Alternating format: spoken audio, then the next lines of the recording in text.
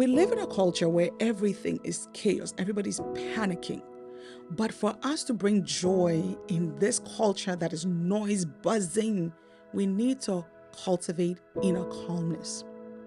And that inner calmness, like I said, I worked in a place where labor and delivery, high risk obstetrics, where things can go wild in a second. Do you bring chaos on top of what is happening, or do you bring calmness and peace? Have you been around people that everything is like so stressful and buzzing, and you're like, calm down, it's not the end of the world? And this season of me growing and upgrading, that is the energy that I want to bring in. Because I used to do that loud, high pitch, and I realized that sometimes it actually repels people off instead of draw them to the room.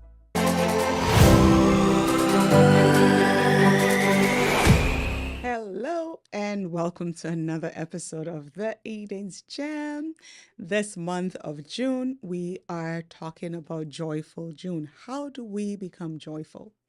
This is the third episode in that series, and today I'm super excited to shift gears a little bit. But before we delve into today's episode, I want us to give a shout out to our production team in the house.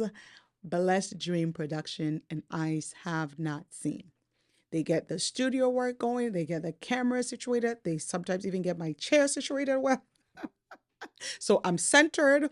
Listen, sometimes I do these episodes by myself and then I'll send in the video and they have to look at it, edit, and I'll be told there's too much room between my head and I don't know, the camera. I just think it's beautiful, but they have to do their tweaking, right? And so without them, maybe I'll be lopsided like this in the camera and you'll be trying to chase me, but they ensure everything is well positioned so that if you happen to be watching, you are not chasing me out of the camera, and you happen to be listening, that the sound quality is also good. And so please help me celebrate them and give them a thumbs up, give them hearts, give them whatever it is that we need to do to keep them encouraged and bring these episodes to you. If this is the first time we happen to be chancing upon this, I am Annette Day. Hola, hi, hello. This month, we've talked about the source of our joy. We've talked about joy in the jungle.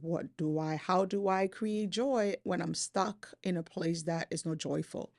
Today, we want to talk about joy that speaks without words. Joy that speaks without words.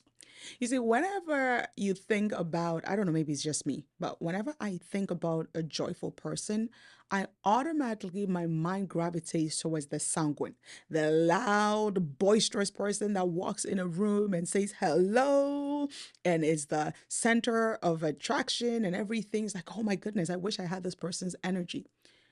But I'm in a season right now where I'm looking at certain words. A few of the words that I brought with me into 2025 was upgrade. My personal word for 2025 is actually growth, to grow in a direction that is pleasing unto God, to grow in an atmosphere where I usually don't want to be planted in. So blossom where I'm planted, but also to, as a plant, it's not every plant that is blossoming just where it's planted. Let's think about Mother's Day, for example, where flowers are literally taken from their places of planting where they bloomed, but it's transported, put in a beautiful vase or an arrangement, and it blooms where it wasn't originally planted. Those are some of the words that is coming to me: radiant, shine, light. And I'm beginning to see more and more that it is not that sanguine, hey, hi personality that exudes joy in an atmosphere, but sometimes there is that joy that does not speak words, but it's only observed and noticed.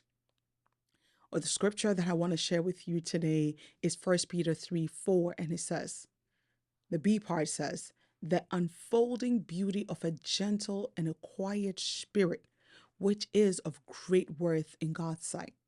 I'm beginning to realize that joy can speak without that loudness and that words. Have you ever been, maybe you're sitting in a room and a woman elegantly walks in the room?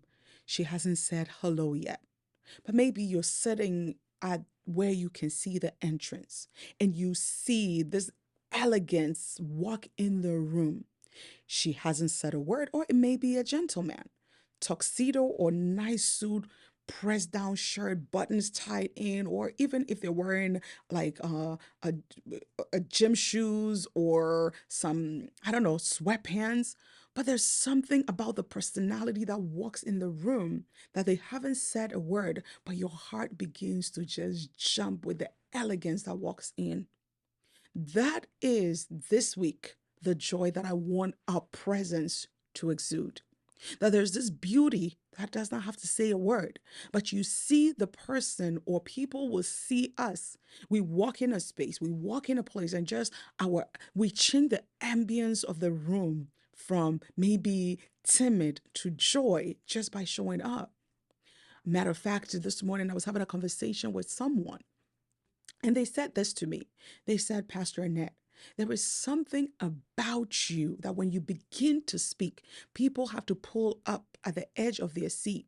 The room may be loud, but most of the time the room is quiet. But it's like every word that you're speaking is hitting to the soul. I may be using words for that which is sparking somebody in something in somebody. But then that person went on to also say this. But there is also something about you that gives me joy. Those were the exact words. It's your humility. My humility doesn't speak words, but it's probably the way I carry myself. I don't know. And so sometimes you may not hear words from a person, but you see the person may walk in your space, and just the way they carry themselves without words, you may be like, repelled by them because they carry this sense of arrogance just the way they walk in.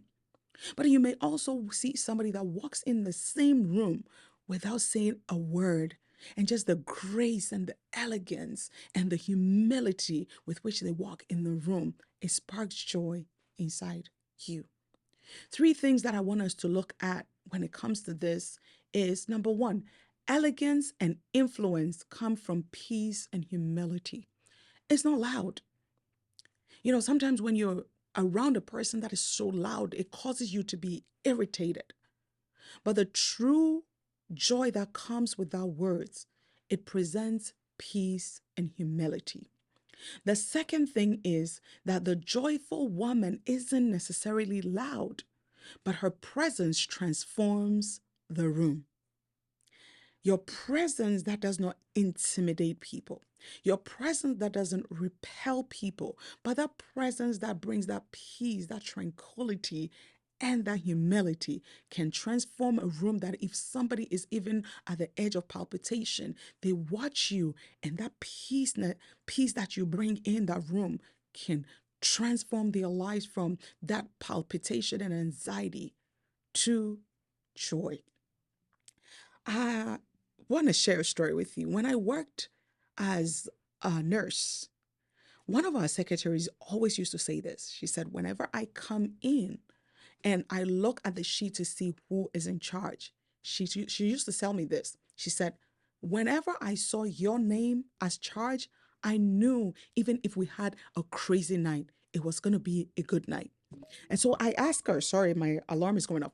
I asked her, what do you mean, Tiff?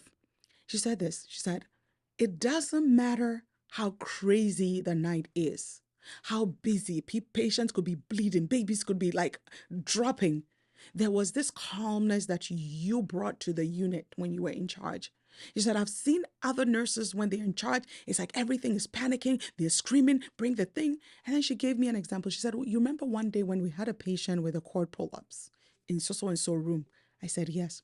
She said, you walked in the room and all you did was press the call button and in a calm voice said, I need a team here right now. She said most nurses would have been panicking. She said, I, as a secretary, came to the door and I could see how relaxed the patient was. And I was surprised when I saw your hand, this may be graphic, your hand inside the patient's, who, like this, and you were so calm. That is what we need, where joy speaks without words. The third point that I want to bring out is cultivating inner calm is a culture of noise and presence. What does that mean? We live in a culture where everything is chaos, everybody's panicking. But for us to bring joy in this culture that is noise buzzing, we need to cultivate inner calmness.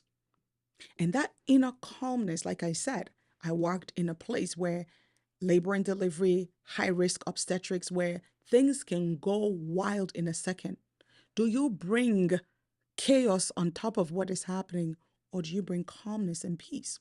Have you been around people that everything is like so stressful and buzzing, and you're like, calm down? It's not the end of the world. And this season of me growing and upgrading, that is the energy that I want to bring in. Because I used to do that loud, high pitch, and I realized that sometimes it actually repels people off instead of draw them to the room. And so that is the energy that today I wanted to bring you in this joyful June. That let our joy speak with our words. Let our calmness, even in the midst of chaos, because when you're calm, you're able to process things through as opposed to panicking and throwing everybody out of panic. And that is the joy that I'm expecting that we bring in into this third week of Joyful June. God bless you. I hope you're putting these things into practice. This is my call to action for you this week. Create a peace practice. What do I mean by that? Like daily, sit still, practice stillness, limiting social media, and do prayer walks. You know, sometimes maybe your prayers are always, maybe it's at the altar, you're screaming. But how about you're walking down the street where there are people there? And so your prayers become quiet, it's serene. Let our atmosphere change even the way we pray this week. God bless you. And it is my prayer that you are going to put some of these peaceful practices into practice. God bless you. I'll see you in the next episode.